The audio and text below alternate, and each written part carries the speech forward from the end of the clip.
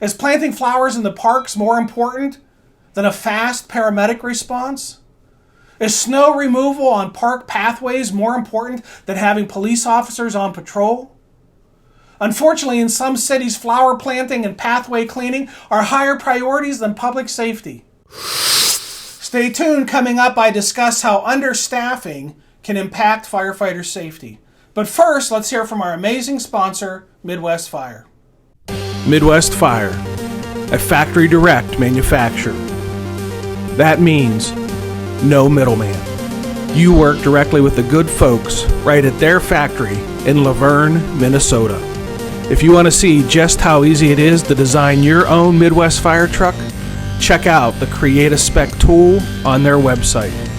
To get started, go to MidwestFire.com and click on the Create a Spec tab at the top of the homepage.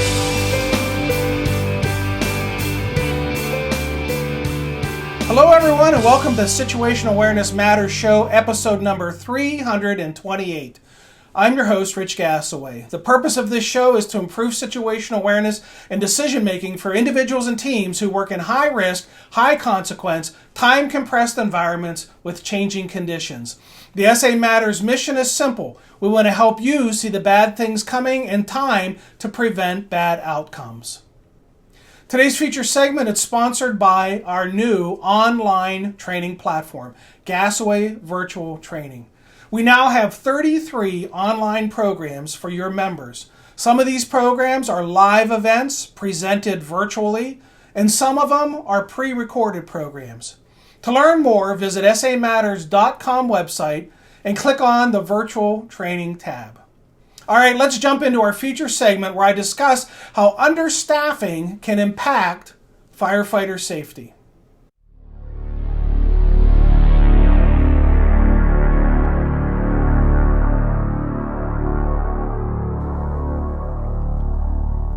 There is little doubt the COVID-19 pandemic is going to have a significant impact on the funding of municipalities and the fire service. Not a day goes by where there isn't some news about unemployment and the impact on businesses, which in return results in lower tax revenue to run government. The private sector was the first to downsize due to the loss of sales. We can and should fully expect that municipalities will follow. Government downsizing following a recession or economic downturn always lags behind the private sector because taxes are collected up front to fund the next fiscal period. This means that tax revenues will decline to reflect the loss of business in the private sector. This is when fire departments will be downsized, right-sized, or capsized. There are all kinds of terms that are going to be attached to what is about to happen. I've heard the term new normal, so much that it's starting to give me a headache. However, this term seems fitting as the fire service will be facing changes that are likely to rival or surpass the changes after the 2008-2009 recession. And it's likely to be very slow to recover. Is this a pessimistic view or a realistic view? Many fire service leaders that I've spoken to have expressed their concerns about the budget reductions that they'll be facing in 2021 and beyond, and that firefighter positions may be lost due to revenue that is likely not to return or to return very slowly. Thus, the situation many fire departments are going to find themselves in this new normal is what we might call a paradigm shift. Joel Baker, credited for being the person who popularized the concept of the paradigm shift in modern times, shares a story about a Swiss watchmaker, renowned crafters for some of the finest timepieces of the world. As the story goes, a person who discovered the digital watch technology first pitched the idea to the Swiss watchmakers, who shunned the inventor's idea, quipping, "Who would ever want a watch that did not use moving parts to ensure precision?" The dejected inventor, with his head held low, left Switzerland and traveled to Japan to see if anyone there would embrace his digital watch technology. The rest, as they say, is history. The paradigm for watch wearers changed, and the Swiss watchmakers found themselves in very tough times. But the paradigm for emergency services is also shifting. And unless ways are found to improvise and adapt and overcome, there may be consequences. The consequences most concerning are those associated with responder safety. The do more with less edict can only go so far. Can emergency response departments find a way to be more efficient and effective in response to these soon-to-be trying economic times? In some cases, the answer will be yes. When economic times were good and budgets and staffing were increasing at healthy rates, some organizations were able to capitalize on those opportunities as the resources were abundant. However, this pandemic will deal many communities some tough cards that will require a tightening of the belt and to create a call to find new and different ways to provide service. However, there is a limit to how much better an organization can become based on the benefits of becoming more efficient. That point, termed the point of diminishing return for the economic-minded listeners and viewers, is where each incremental decrease in a budget or staffing will result in a corresponding impact on the organization's ability to safely and effectively serve the community. The size and complexity of the organization and the services provided, coupled with the complexity of the community, means the point of diminishing return can be different for every organization. Depending on these factors, the point of diminishing return may come with a reduction of a single line or staff position. In large organizations, the point of diminishing return may not come until a dozen or more positions are reduced. Whatever the size of the organization, however, there is a point where that does come. There is a point where bad things will begin to happen if an organization does not fundamentally change the way it does business. The safety impacts of a budget or staff reduction cannot be evaluated in a vacuum. There are other forces in play.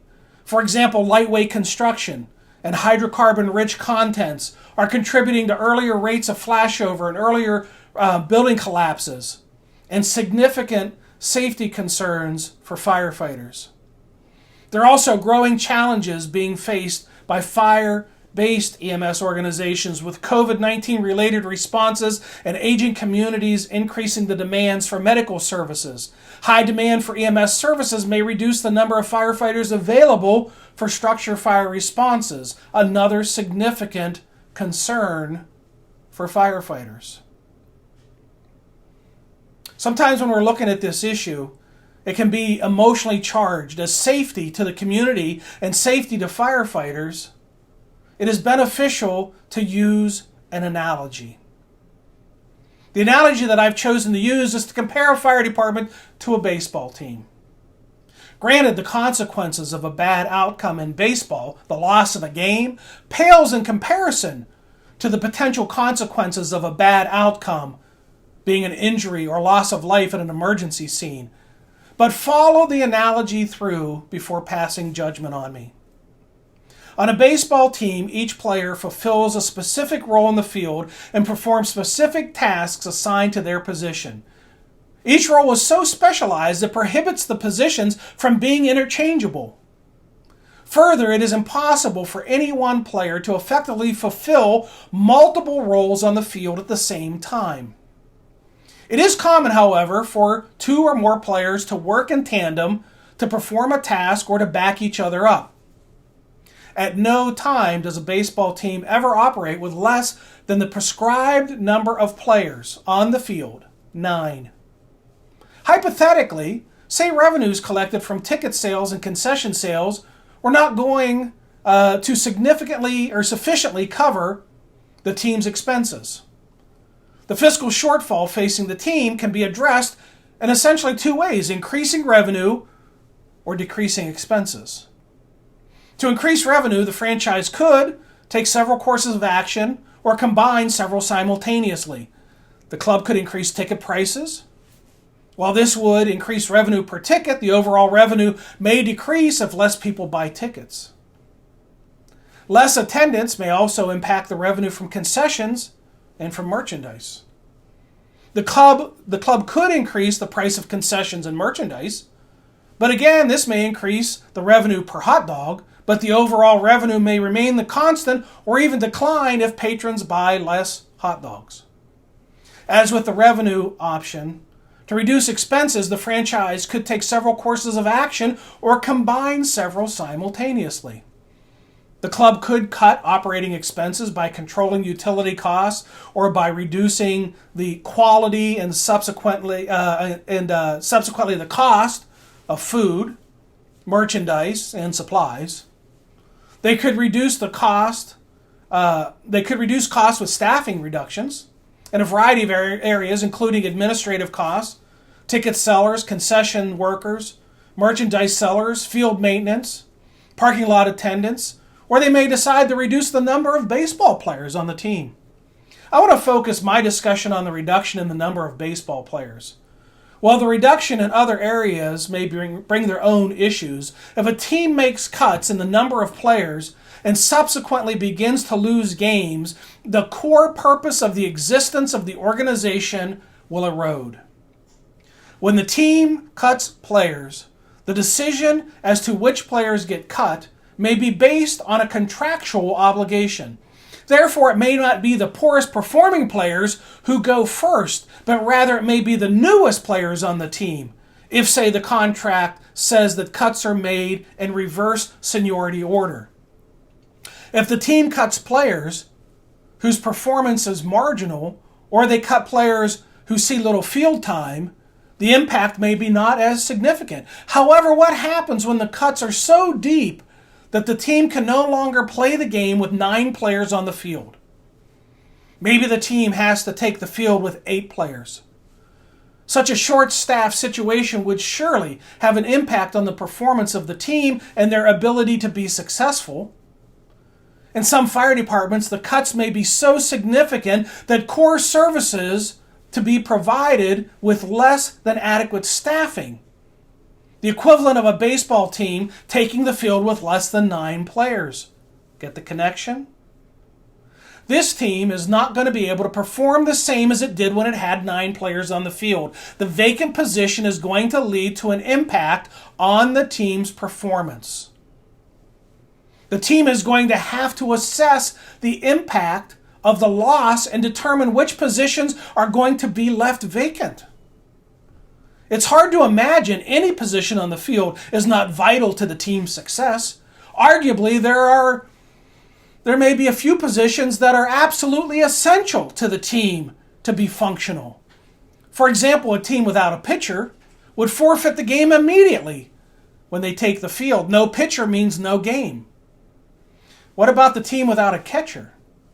Under this scenario, every pitch thrown would become an opportunity for runners to advance on the bases with no concern for being thrown out by the non-existent catcher. Perhaps the team cuts the first base position.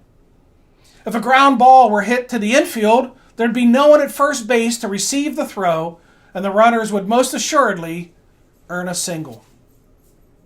It's easy to see these 3 positions are absolutely essential to team success. All other positions are arguably up for reduction consideration. It should be argued that on a fire scene, like on a baseball field, some positions may be more essential than others. For the sake of this analogy, let's say the proverbial field positions or key roles at a structure fire are command, safety, vent, entry, search, attack, backup, salvage, overhaul.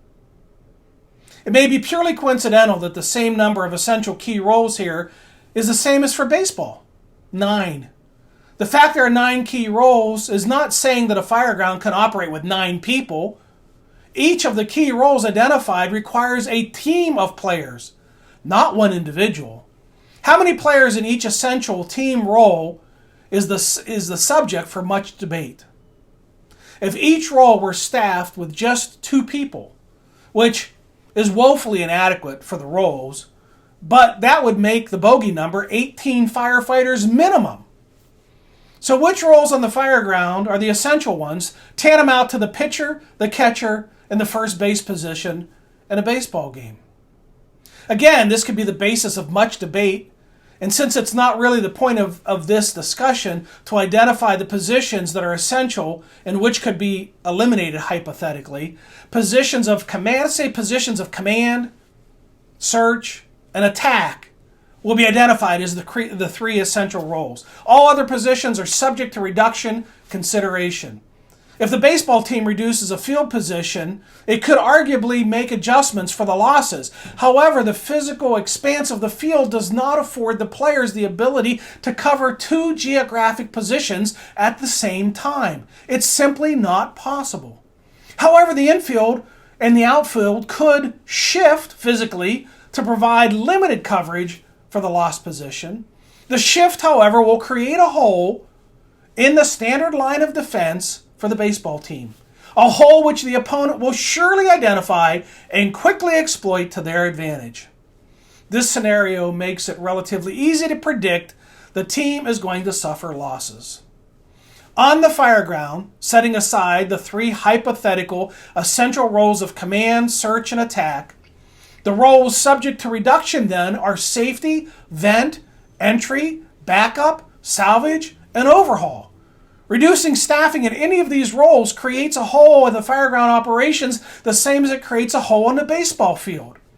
Firefighter responsibilities can be shifted to provide coverage for the lost roles. However, as with the baseball example, this shift creates deficiencies in the department's standard line of defense for the firefight. A hole the opponent, in this case the fire, will surely identify and quickly exploit to its advantage. As in baseball, it becomes relatively easy to predict there are going to be losses. To think there will be no impact on performance or outcomes is playing fantasy baseball. On the baseball diamond, when a team loses a game, there is little significance to the overall well-being of the players, the fans, the owners, or the general citizenry. The sense of loss is only temporary because the impact is so minimal to the big picture. However, on a fireground, the significant loss can be very substantial to the firefighters, the cities, the citizens, and the overall community.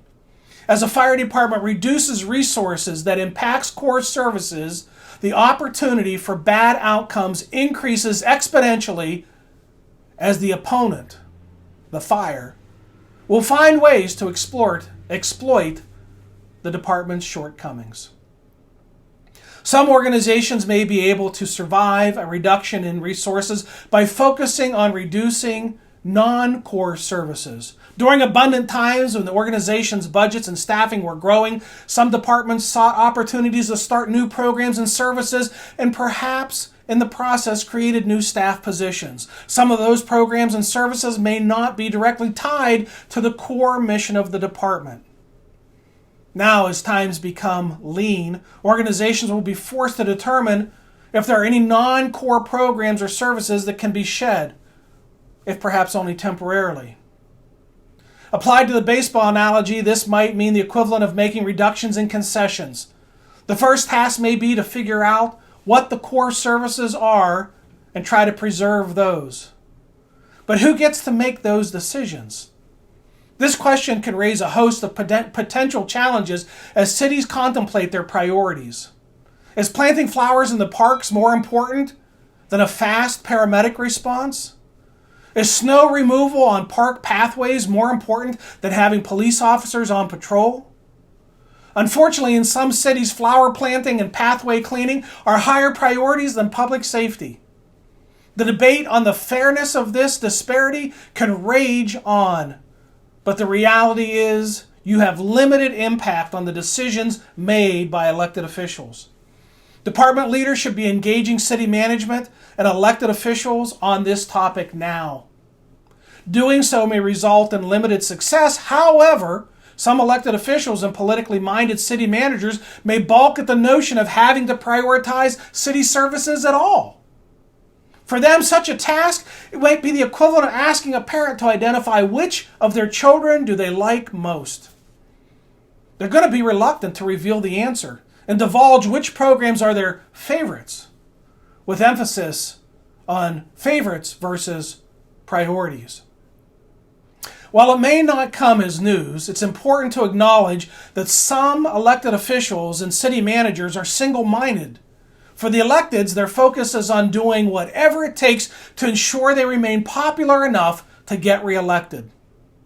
For some city managers, their focus may be on doing things to ensure they remain popular enough with the elected officials to stay employed. It would not be fair to lump all elected officials and all city managers into the category of being narrowly focused on their popularity, so long as it's acknowledged that some persons do exist for that reason, and they may be the very people you have to talk to about prioritizing city services. There can be some risk when engaging elected officials in this discussion of priorities. If they are focused on maintaining their popularity, the programs that are going to be most popular in the community may not be the ones that are the most essential. And those popular ones may rise to the top of the list. I recall reading about a group of elected officials who threw all of their support behind building a new library while withholding their support for a levy to build a new fire station, even though the fire station was reportedly in much worse condition than the library. Why would this happen? Well, from the standpoint of supporting popular funded options versus essential ones, many more voters are likely to use the library each year than they are to use the services of the fire department. It's always wise to engage elected officials in those important discussions as they represent the citizens. Just remember the potential risk and do your best to educate them on the potential impacts.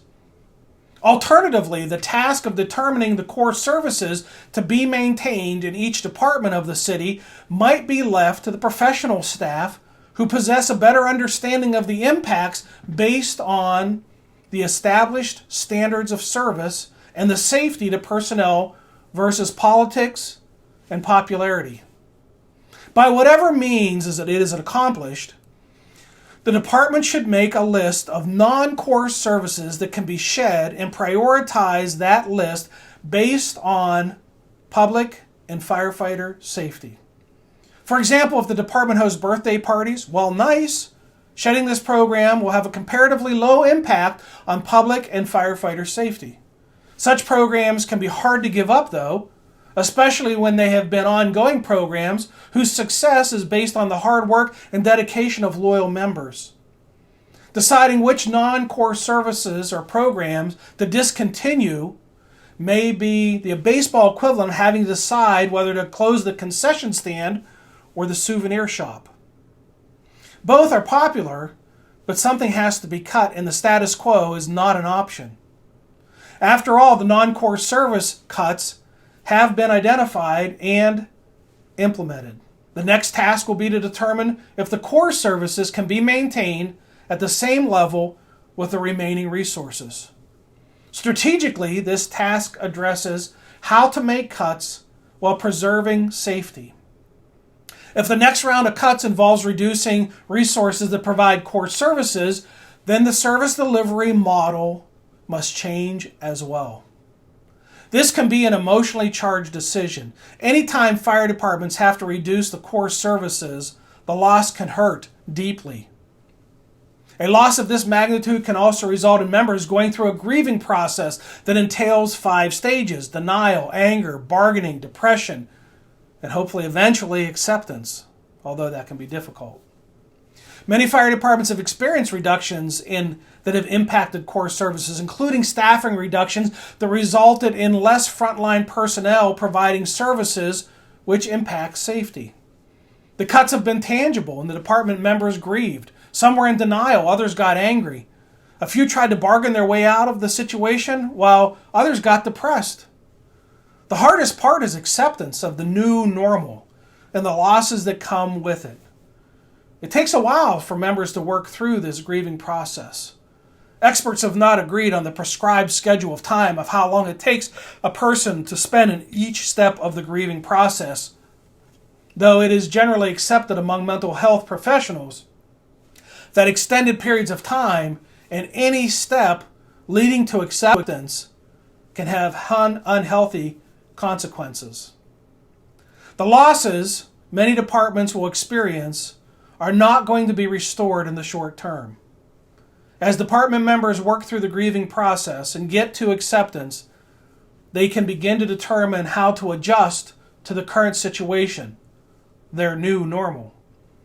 This will be a watershed moment for a department and the starting point for a meaningful discussion about how service delivery should change as a result of the new paradigm.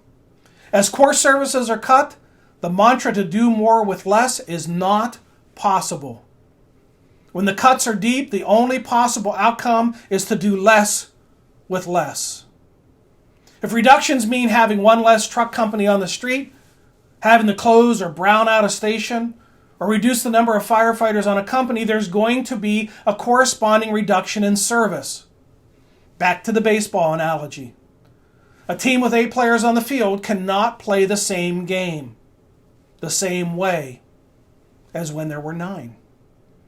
While firefighters can be shifted and their roles shared, there needs to be strategic decisions made for how to avoid overextending firefighters, how to avoid taking dangerous shortcuts, and how to manage the increased risk of loss. A discussion among operational staff should be accomplished to ensure that this is addressed. The expectations of members must be adjusted, and there should be a healthy dialogue that results in an understanding among operational personnel about what new expectations are there going to be and how this impacts street performance in the customer and firefighter safety. Expect this to be a difficult discussion. No firefighter worth their boots they wear are going to want to cut street-level service to the customer. But all the pride or denial in the world isn't going to put 9 players back on the field when the team has been cut to 8. Your fire department did not create the economic issues, and you're about to face, and therefore you should not feel guilty about managing the impacts in a way that ensures the safety of your members. If responses to emergencies are going to be slower or entail less firefighters, then that's going to have an operational impact. So discussing the impacts and concerns openly and gaining an agreement on the new expectations is a good, excellent first step toward reducing overexertion, shortcutting, and excessive risk-taking. Your organization engages in these discussions, it might be worthwhile to work through some scenarios. One example might be a residential dwelling fire using the resources the department enjoys now in good times, pre-reduction times. Chart out how long it takes for each company to arrive, how many are on each company, what each company does, how long it takes to perform each task, and what the result is of each company's efforts. Then do the same scenario over again, applying the resource levels if staffing are reduced. Realistically, the scenario should change, and depending upon the degree of reduction in your organization, it may change significantly. Staffing levels and response times are 2 key factors likely to change. These, in turn, impact the pre-arrival fire progression, the risk profile for savable lives, and the stability of the structure. This changes everything, or at least it should. Resource reduction changes the rules of the game. And our beloved fire service will be facing a whole new ball game. It's vitally important to the safety of your members to accept your new paradigm and discuss openly the significant reductions in resources and how it will impact street-level performance and make the changes necessary to protect the safety of your firefighters. Since 2007, situational awareness instructors have helped more than 1,200 organizations and 87,000 individuals improve high-risk decision-making, including first responders, industrial workers, military personnel, business leaders, medical professionals, utility workers, highway workers, aviation workers, oil refinery operators, and more. If you or someone you care about works in a high-risk, high-consequence, decision-making environment, then we are here to help to improve their safety and survival and to help them accomplish the most important mission of all, and that is to go home whole and healthy to the ones who love them. Maybe, just maybe, We're making the turn to some form of normalcy in the midst of this pandemic. A couple of weeks ago, I was invited to deliver a live situational awareness program for the Recruit Academy class in Buckley, Washington. And the Buckley Fire Chief, Alan Predmore, he's retiring after serving 22 years as the chief. So he invited me to facilitate a discussion with his members on what to expect when you're expecting new Fire Chief edition. Now, this isn't really my area of expertise, but I was, throughout my career, hired in from the outside to be the chief in 2 organizations.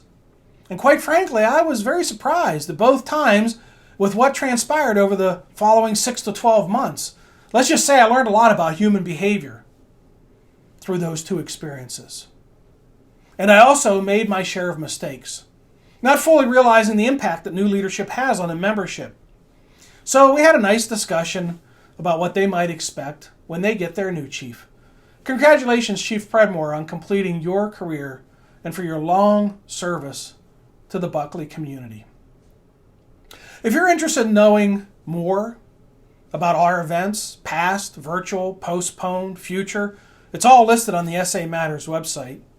If you're interested in seeing where we've been, where we're going, just head over to the website and click on Program Dates under the Live Training tab at the top of the homepage. If you're interested in hosting a virtual program or hosting a live program when the pandemic is over, just click the Contact Us tab at the top of the SA Matters homepage. I'm already listing or scheduling programs for 2021 and 2022 to take care of all this backlog from 2020. Just go to the Contact Us tab, I'll give you a call. Remember to check the show notes for how to subscribe to the newsletter, how to follow us on social media. There we're sharing ideas about how to improve situational awareness, how to make better decisions under stress, and how to improve the skills of critical thinking and resilient problem solving. Well, that's it. Episode 328 of the Situational Awareness Matters show is complete. Thank you to our amazing platinum sponsor of 6 years running, Midwest Fire. Thank you to our feature segment sponsor, Gasaway Virtual Training. Thank you to our associate sponsor, Chief Miller. And most importantly, thank you, the listeners and viewers of this show, for sharing some of your valuable time with me today. I really appreciate your support of the SA Matters mission. Be safe out there, and may the peace of the Lord and strong situational awareness be with you always. You've been listening to the Situational Awareness Matters show with Dr. Richard Gasaway. If you're interested in learning more about situational awareness, human factors, and decision-making under stress, visit his website, samatters.com. If you're interested in booking Dr. Gasaway for a program, or if you would like to be a guest on his show, click the Contact Us tab at the top of the homepage.